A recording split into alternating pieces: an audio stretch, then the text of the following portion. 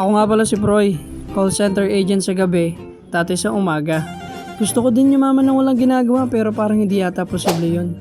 At ngayong araw mga dad, bumisita nga ako dito kay daddy ko, dito ako nakatira dati. So, pinatid ko lang yung supplement na malunggay, effective kasi to sa kanya. At kumain na din ako kasi nagluto si Apaps ng ng tinola, at saka ng paborito kong pritong itlog. Alam nyo bang dating miyembro ng Spider ang tatay ko? At alam ko nakalaban niya na ang pamilyang Zoldyck. Kasama niya ata nun si Joey De Leon tsaka si Tito Soto. Nabanggit niya nga dito yung kapangyarihan daw niya is yung 10 times tsaka multiple wild. At nabanggit niya din dito na kasabay niya daw mag-hunter exam si Netero. At kung natatandaan ko, natalo niya ata sa Poseidon si Netero. Bauwi na din sana ako kaso may nakapagtimbre sa atin na may handaan daw dito sa may Farmville Resort. Mga kamag-anak ko nga pala to sa side ng mama ko. Simple lang manamit yung mga yan pero mayayaman yung mga yan. Wow! Nagmano na din ako para agad nila akong ayain kumain. Technique!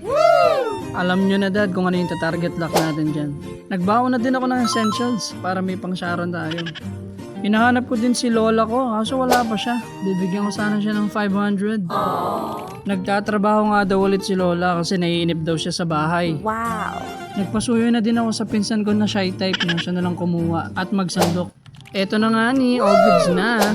Nagpapa-shoutout pala yung tita kong solid mag-skincare. Di naman ako nagtagal doon kaya ginawa ko ulit yung entrance ko. Solid din dito, tapos mura pa. Nakauwi na nga din ako dyan at dali-dali nagipaglaro yung anak ko. At dad, kahit pagod ka na, stress, burnout ka, huwag mong kalimutan na makipaglaro sa anak mo, toddler man yan, or kahit teenager, kamustahin mo lang sila. Yun lang muna sa ngayon dad, ingat ka lagi, kita kits.